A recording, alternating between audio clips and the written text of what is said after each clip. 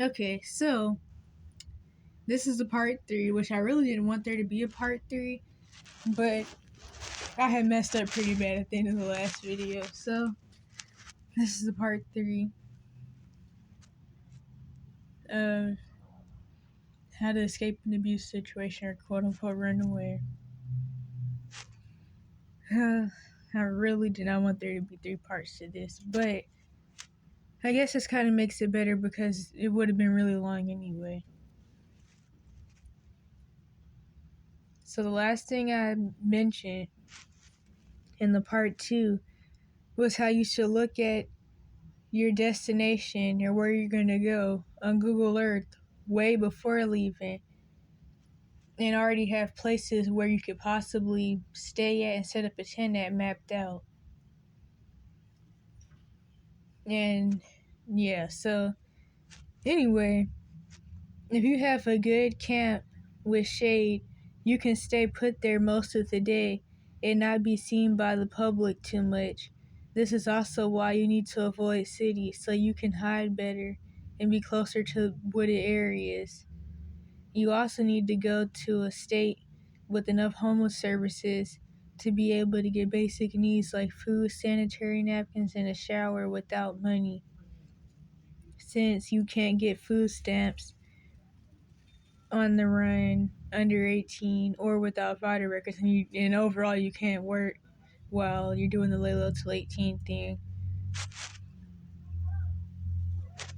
And yeah, I mean, if you're not able to get your voter records before leaving or even at 18 plus, which you're gonna have to figure something out eventually at 18 plus, but like that also is another reason you're gonna need to be in the area with homeless services to where you could at least go to soup kitchens, because you can't do anything without voter records, which I already talked about in like the part 1.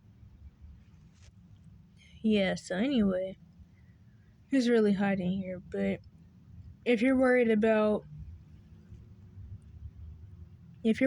wants instead of basic needs and survival gear, you can fall into abusers traps because you'll be desperate for money.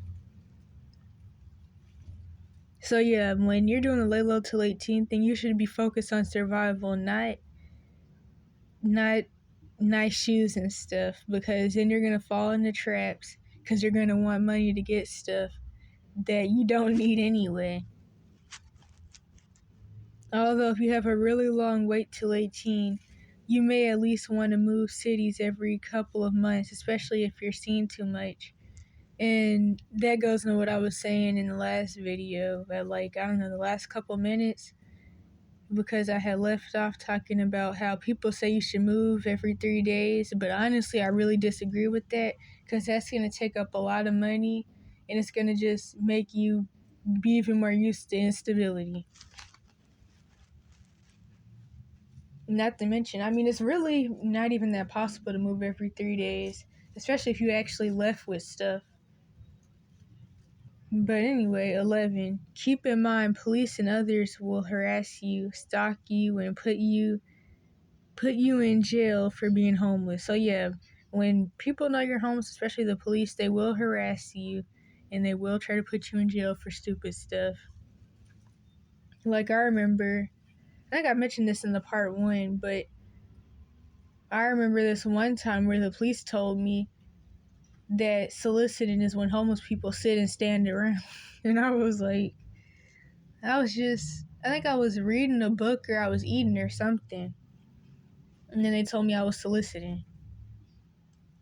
But of course, if I was somebody who wasn't known to be homeless by those cops, because once people start to see you a lot, that's when they start to make up all their different ideas of what your situation is. And it's usually going to be that you're homeless. And so since they were starting to piece together that I was homeless, those specific cops started treating me funny. So that's also another reason why you really want to try to not be seen too much. But anyway, you may even get spit on or assaulted in other ways due to homeless. Wait, what does this say? Oh, due to homeless hate. Can't even read my own handwriting. Tried to write this really quick though. And then another thing that you should know is that people don't care how young you are. They just see you as a bum who probably did something bad that made your parents kick you out. So I mean, even if you're 12 or something, once people know you're homeless, they're gonna treat you how they would treat any other homeless people. Because there's this idea that people have that because you're young or you look young, people are gonna feel bad for you and want to give you money and stuff. And that's really not true. Especially if you're in like a racist area, but that's really not true because if anything, if you have that mindset, you're probably going to fall into the traps of what I call let me help you lunatics, which I already have videos about that. And they're risky people that you really, really need to avoid. Which reminds me of something else that I wanted to say and meant to write but didn't. And it's that people are always talking about pedophiles and traffickers and all of that, and how you should watch out for them. But I think it should really be a known fact that there's other people with issues that you need to watch out for. And it's not even because they're necessarily bad people either. It's just that they're really toxic people and they just seem to not understand how toxic they really are. And that's why I really, really try to do my all throughout the whole homeless thing to avoid people at all costs.